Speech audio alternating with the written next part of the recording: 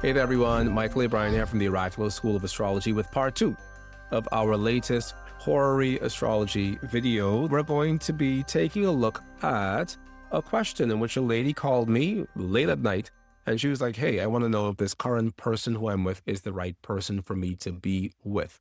And the background of this story, which I didn't know at the time, but the background was that she was in a relationship with a man and this man was in a relationship with another woman, and not only was the lady who was my client being forced to be okay with that, but she was also being forced to finance this man's relationship with this other woman. And it was so bizarre that she even booked a vacation for her and this man to go off. Her and her boyfriend, not just this man. This man was her boyfriend. And she booked a vacation for them to go and spend some time in a hotel someplace. And this man gaslit her into the belief that she also had to book a plane ticket and a hotel room for his mistress, for the mistress to be in the same hotel where they were staying. So the mistress wasn't using her own money to book the hotel room and book the vacation and book the plane ticket. The woman, my client, was the person who was meant to finance not only this man's entire trip, but also this woman's entire lifestyle with them on this other side of the world. And they would sit on different sides of the plane, and the hotel room would be on different sides of the situation, and he'd split his time between these two people. Can you imagine? Can you imagine? Now, within the context of that, this woman asked me, is my current love the right person?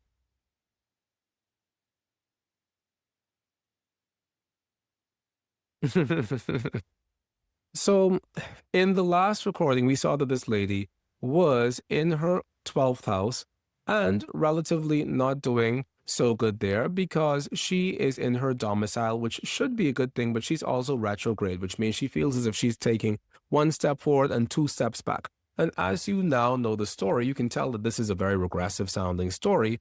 It isn't necessarily one that puts her in a position to have a lot of power at all, even though she herself is financier of everybody.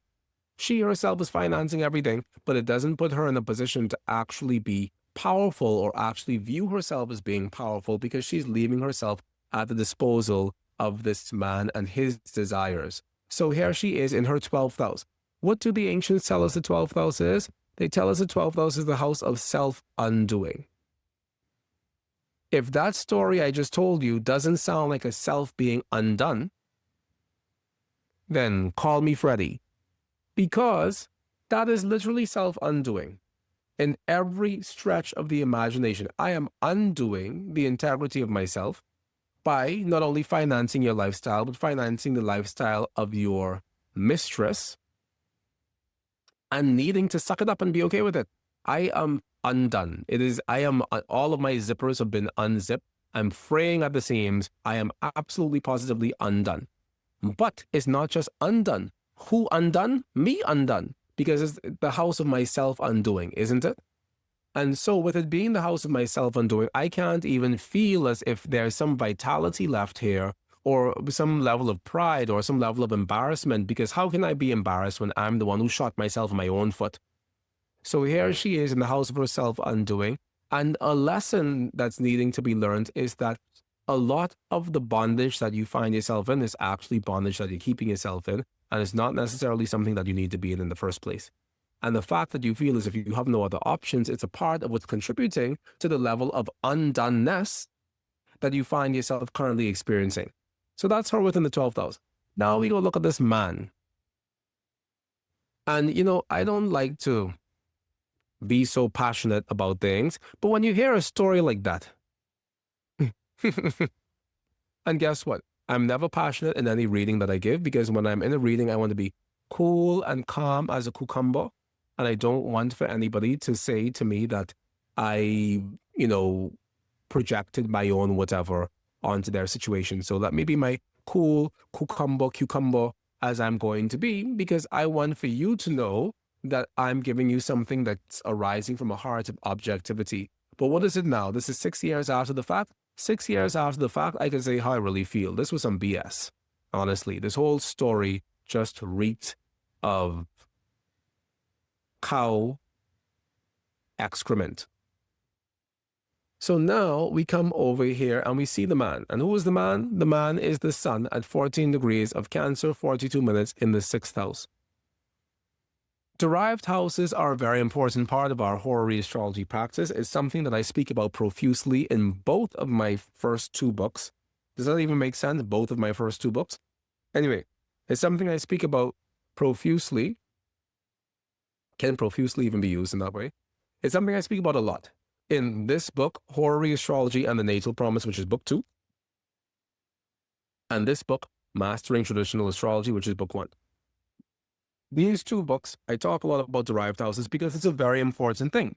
Because a lot of the definition or the meanings that we ascribe to the houses traditionally are definitions and meanings that we ascribe to those houses because of what those houses mean from a derived perspective. So, for example, when we say that the 8th house is the house of other people's money, it's not just the house of other people's money, it is the specific house of our partner's money. Because why? The 8th house is the 2nd house from the house of our partner. So, if the 7th house is the 1st house of my partner, then the 6th house is going to be the 12th house of my partner, isn't it? That's the 12th house. So I go around the chart: 1st house, 2nd house, 3rd house, 4th house, 5th house, 6th house, 7th house, 8th house, 9th house, 10th house, 11th house, 12th house. That's the 12th house of my partner. So she is in her own 12th house, and he is in his own 12th house. Now, the magic of Horary astrology is that we get to say that not only do we get to say, is he in his own 12th house, we also get to say that he is in her 6th house. So we have the ability to interpret this via 2 lenses.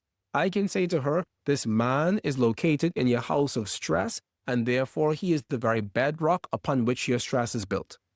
But I can also say that this man is in his own 12th house of self-undoing, which means he knows that he's doing some BS. He knows that his entire orientation to life is some BS. But all the same, he's still doing that BS because that is the BS that he's gotten accustomed to, because that is the momentum that he's gotten accustomed to within this lifetime. So it doesn't matter that he knows that he's engaging in things that are ultimately self-destructive.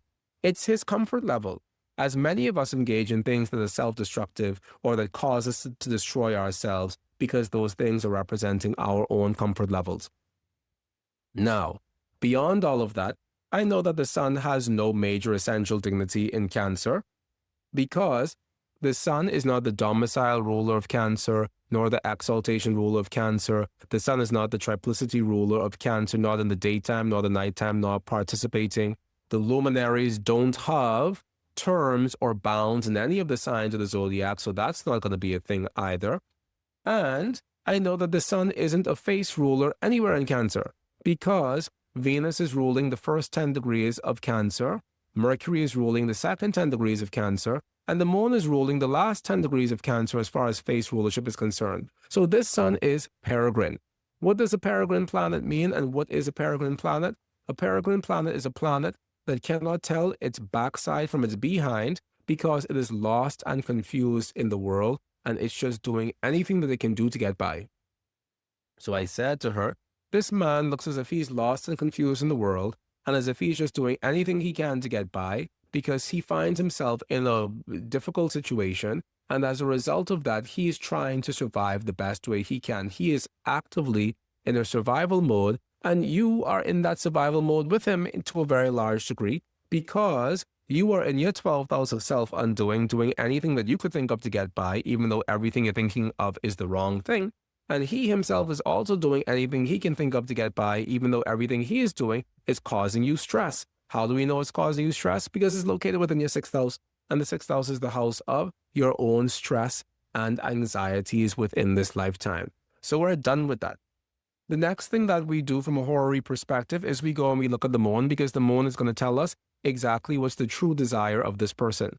I see the moon within the 7th house, and so that's saying to me that, of course, the true desire of this person is to know about this relationship. That is essentially what she's here coming to us to find out about. So we can't really say anything more than that, because the moon is in the 7th house, and this woman was in dire straits as far as this relationship is concerned. Now, after I'm done with the moon, I go on to look at strange considerations. There was a time in my Oraculos history when I used to call it strange shit. And everybody for generations of Oraculites knew that it was called strange shit. But when I chose to write a book about Horary Astrology, I said to myself, Mychal, you can't write strange shit in the book, so you have to write strange considerations.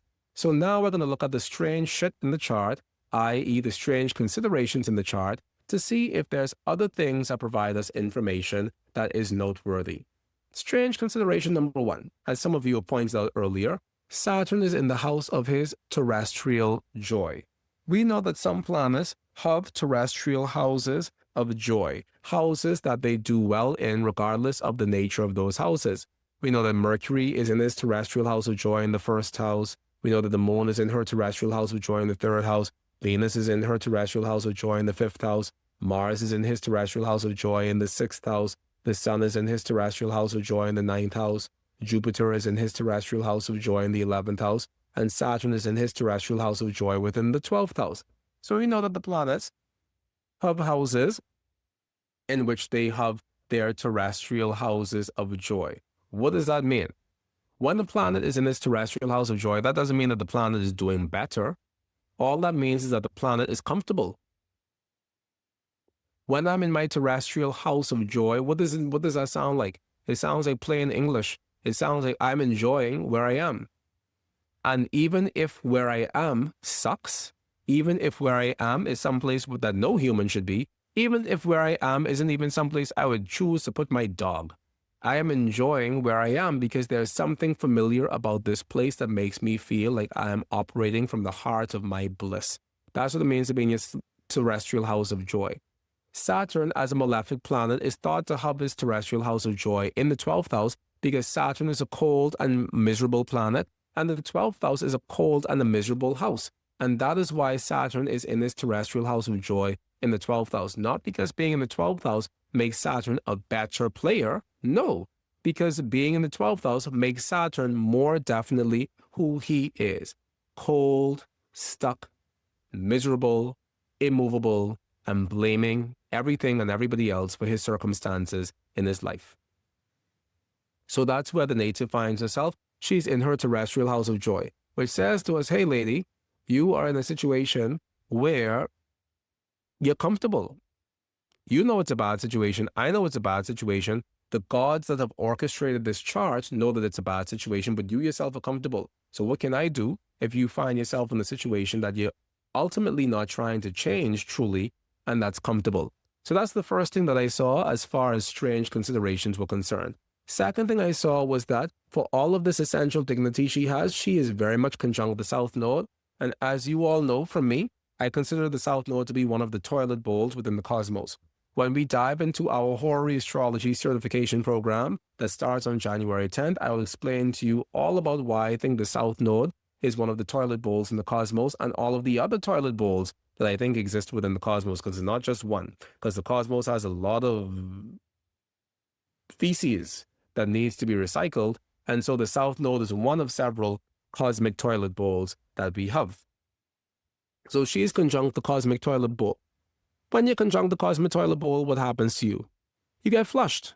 And so here we see her getting flushed down this cosmic toilet bowl, which is further debilitating her, further giving her no say, further making her feel as if she is shouting from the bottom of a well that nobody could hear her from, further making her feel as if she has no power within the situation. And the longer she stays in the situation, the worse the situation gets. And that's what we see with her being conjunct that South Node within the 12th house. So we do not see her operating from a place of power whatsoever. We also see that she is in his own 6th house of stress. How do we know that that's his 6th house of stress? Because the 7th house is the 1st house, not the 8th house. Let's not be like those people. The 7th house is the 1st house of the partner, and therefore this is the 2nd, this is the 3rd, this is the 4th, this is the 5th, this is the 6th. So she's in her 12th house, but she's in his 6th house. So he is stressing her out because he is in her 6th house, but she is stressing him out because she's in his 6th house. So as he looks at this woman who is financing his life and financing the life of his lady friend as well, he still has the gall and the audacity to look at this woman with all of her riches and all of her wealth and say, girl, you are stressing me out. Can you imagine? There's only one place for men like that. I could pay for you and your girlfriend, and then you turn around and tell me that I'm the stress in your life. Me is the stress in your life. So he's still looking at her and saying that you're stressing me out. And she's not doing anything about it because she's conjunct that south node, and she's also retrograde, and she's also in that 12th house, cool as a cucumber. So she isn't trying to move. She's just there being stressful. And maybe the things that she is asking for are stressful. Maybe she's saying, hey, break up with your girlfriend and only pay attention to me. That's stressful for a man who has that girlfriend in such a deep state of integration into his life that he would even go as far as to ask the woman who is 2 steps away from being his fiance to finance that girlfriend's affairs. Mess. Entanglement. I think this was the same year that we found out about the word entanglement, and that we found out that entanglement was actually a word that could be used for things like this. This is an entanglement if ever there was one. So while she is conjunct that south node over there in his own 6th house, he is conjunct the north node. He might be peregrine, but environmentally he's doing better than her. She gets the toilet bowl, he gets the mountaintop. So he's standing on the mountaintop while she's sitting in the toilet bowl, not on the toilet, but in the toilet, and he gets to make whatever demands he's making within the context of the relationship that they're in. Wow. Crazy stuff. It's a crazy time to be alive. Now, tangentially, I also note that the moon is the ruler of the 6th house of the man's self-undoing, and it's in the 7th house. What does that mean? This man knows he's making a fool out of himself and you, and it is something that he is deeply identified with. He is deeply identified with the tomfoolery.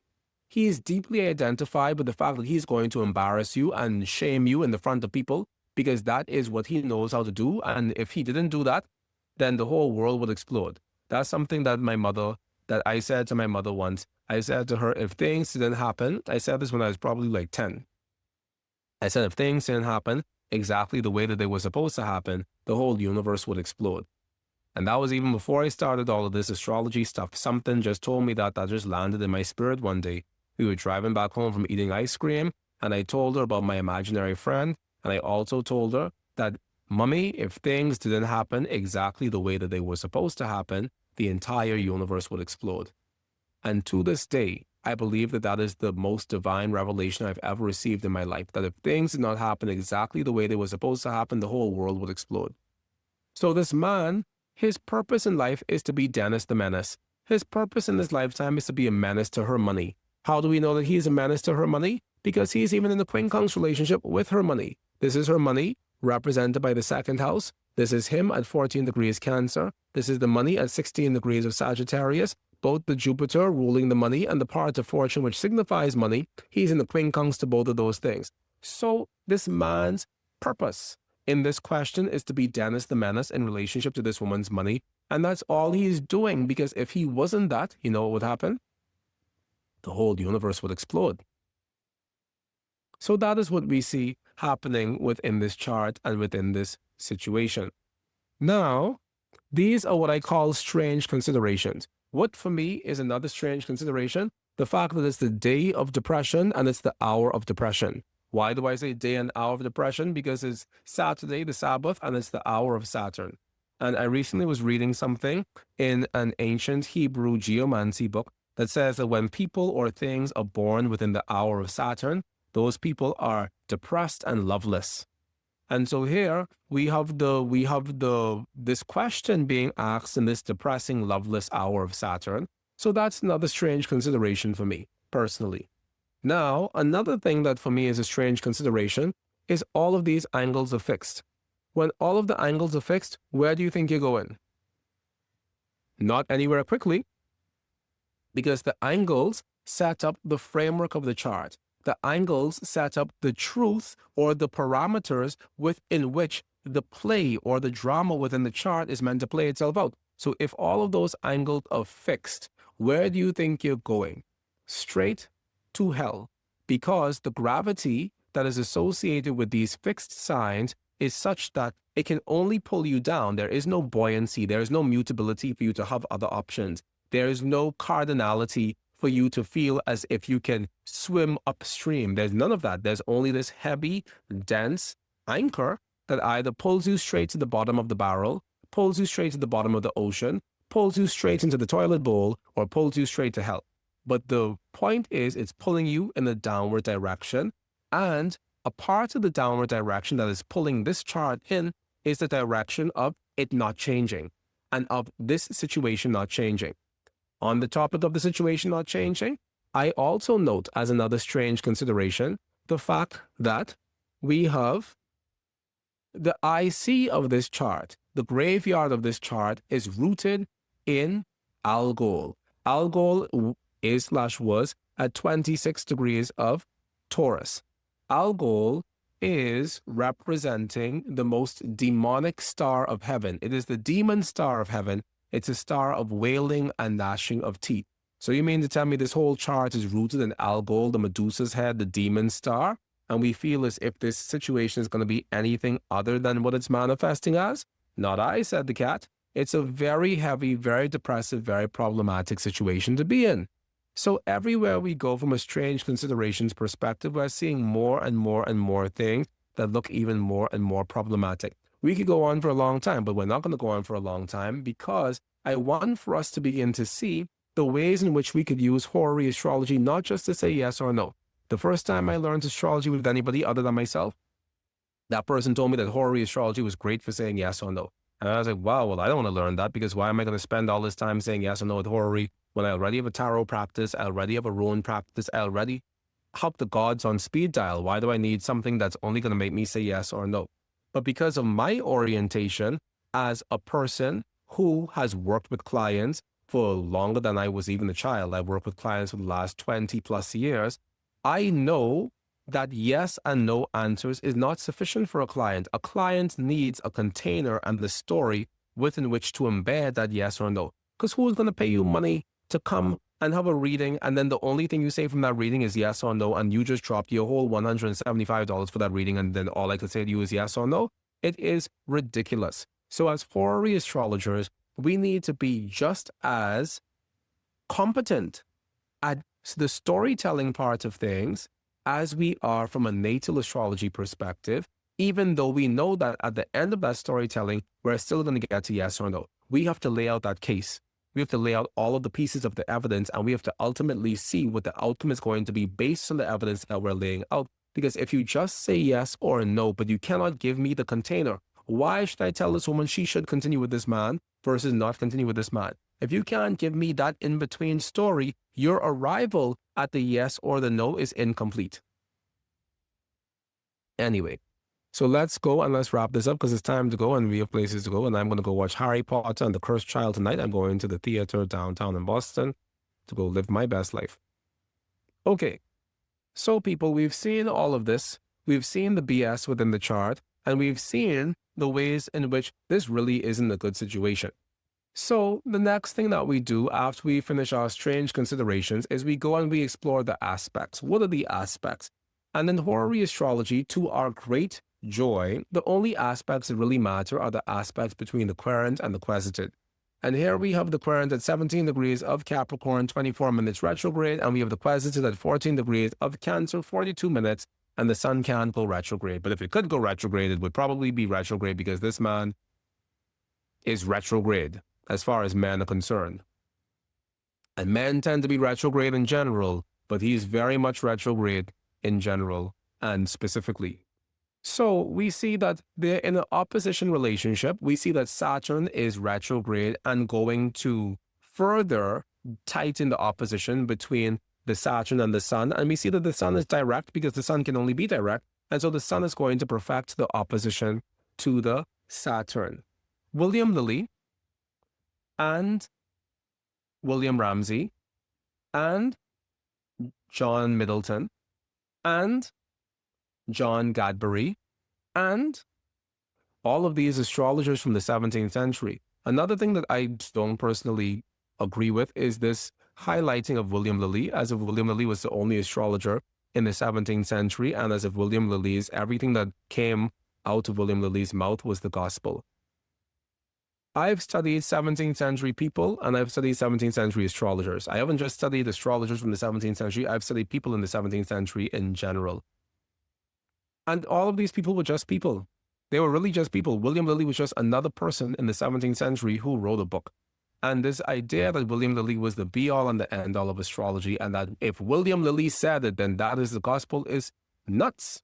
Because William Lilly was just another astrologer who was writing in the 17th century, and he just so happened to write a big book, and therefore that book became the cornerstone of a lot of people's practices. I'm not saying that he was a bad astrologer, but he wasn't the only astrologer, and he definitely wasn't the best astrologer in the world because he didn't have a lot of information. So when I see people who are only building their entire astrological understanding or their entire horary understanding on William Lilly, it's a big red flag for me. It's a huge red flag for me. And I know that many of my colleagues are only teaching as if William Lilly is the be-all and the end-all, but he is not. And we cannot live in this sort of world of astrological renaissance where we are having all sorts of things coming to us from every direction. There is even astrology that I'm learning from ancient manuscripts that were written in Hebrew and that were written in Arabic about non-astrological topics, about geomancy. I'm learning more things in traditional astrology than I ever learned from any traditional astrology pure book.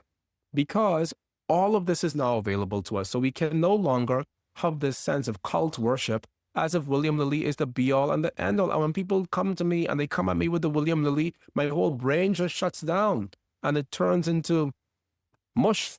And then it comes out of my eyes as tears, but it's actually my brain. So I'm done with the William Lilly situation. He was an astrologer. He was a proficient astrologer for the practice that he practiced, but he definitely wasn't the only one. Now, what William Lilly does say about having the ruler of the Quesited in opposition to the ruler of the querent within a chart that has to do with marriage is he says, if the querent and the Quesited are in opposition with each other in a marriage chart, it represents wrangling and jangling within their relationship. Wrangling and jangling all the days of their life within their relationship. So the chart is saying that you, lady, are setting yourself up for some wrangling and jangling in your relationship all the days of your life, because the opposition, as we know, is an aspect of perfect hatred. And nothing really changes that unless there's some reception going on, but that's a different story for a different day. The opposition is an aspect of perfect hatred in just as much ways as the square is an aspect of imperfect hatred, because the opposition is of the nature of Saturn, whereas squares in general are of the nature of Mars. Therefore, since Mars is the lesser malefic, the square aspect is less powerful than the opposition, which is governed symbolically by the greater malefic, which is Saturn. So we have this opposition between the two of them, which is saying that you're setting your whole life up for wrangling and jangling all the days of your life with this man, and nothing seems to be changing with this situation. So I said to her, hey, miss, this doesn't look like a good relationship for you to be in. It looks like something for you to get yourself out post-haste, and it doesn't actually look as if it is fortifying you as a person or even has the ability to build you up as a person, because the two of you are basically the blind leading the blind, and neither of you is good for the other. And do you know what she asked me at the end of me saying all of that? I swear to God. Do you know what she asked me? After me going through all of that, after me waking up out of my bed in 2019, this was before the pandemic, so I was just in bed because I was tired. After me waking up out of my bed to give this woman this reading at 0 o'clock in the morning, because back then I used to go to my bed early. After all of that work and all of that wailing and all of that gnashing of teeth, she turns around and she asks me, so is he my soulmate?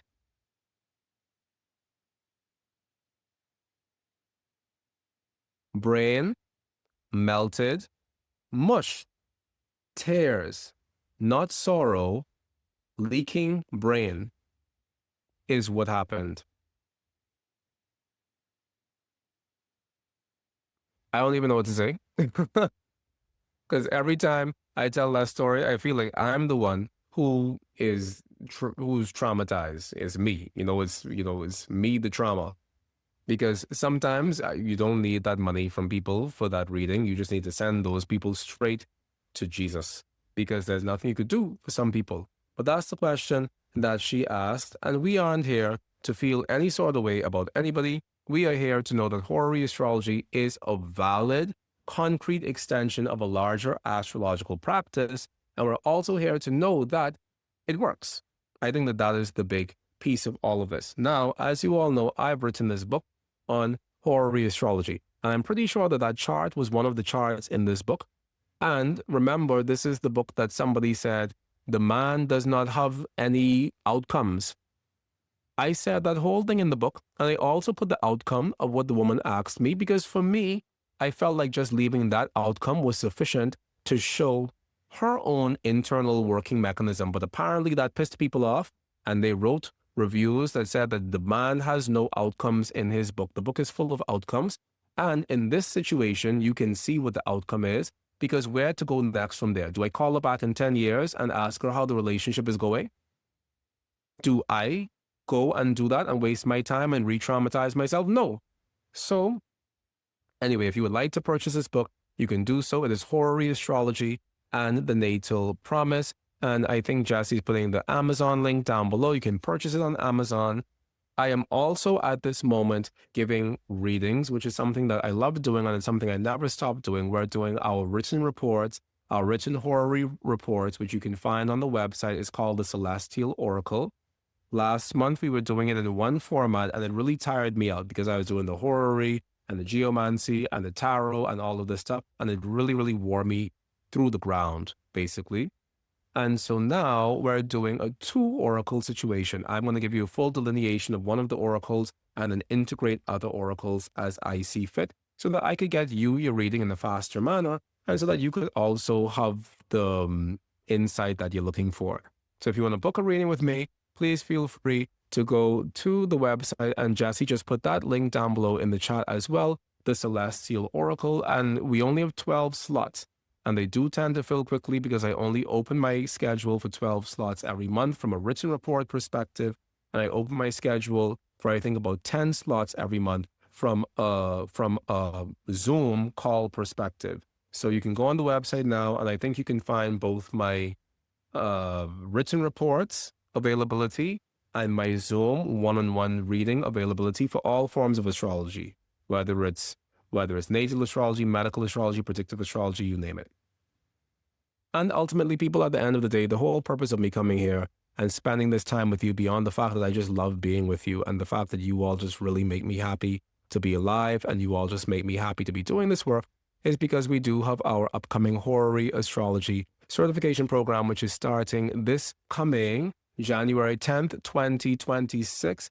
And it is a 14-week training in everything that I think you should know as an astrologer to set you on the path of success and for you to be a competent, predictive horary astrologer. That starts January 10th, 2026. We're going to be meeting Saturdays and Sundays live online. And if you can make it to the live classes, you can catch the recordings. We have an early bird special that's occurring now and is running through December 31st. And I swear to you, as God is my witness, and as I love my one good nephew, whose name is Knox, as I love my nephew, we are not extending this early bird special beyond the 31st of December. So please, if you do want to join in, please make sure to do that as soon as possible so that you can reserve your seat and make sure that you're a part of this train. And ultimately, everybody, everything that we do at Oraculos is for you to be the shining star of astrology within whatever community you serve. That is what I believe is possible for all of us who practice astrology.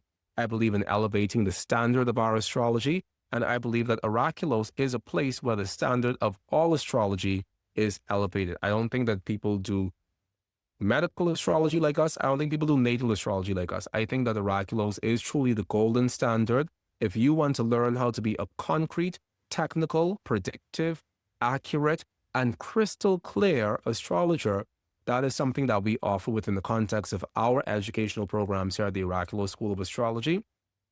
And even if you feel as if you have not attained those things, we give you a container to continue practicing, and we give you the tools to continue moving in that direction. So if you're looking to completely amplify and change your astrology practice, and you feel as if what we do at Oraculos is something that can help you become the greatest astrologer that you will be within this lifetime, then I sincerely hope that you study with us here at the Oracular School of Astrology this coming January 10th, 2026 in our upcoming Horary Astrology certification program. It says Horary Astrology Certification Program on the package, but what you're going to be getting is so much more, because I believe that if you come and you invest in an educational space with me at the Oracular School of Astrology, it is my job to give you everything that is within me that I can possibly teach. And that is most definitely what's going to be happening on January 10th, 2026. And I sincerely and excitedly look forward to seeing you there.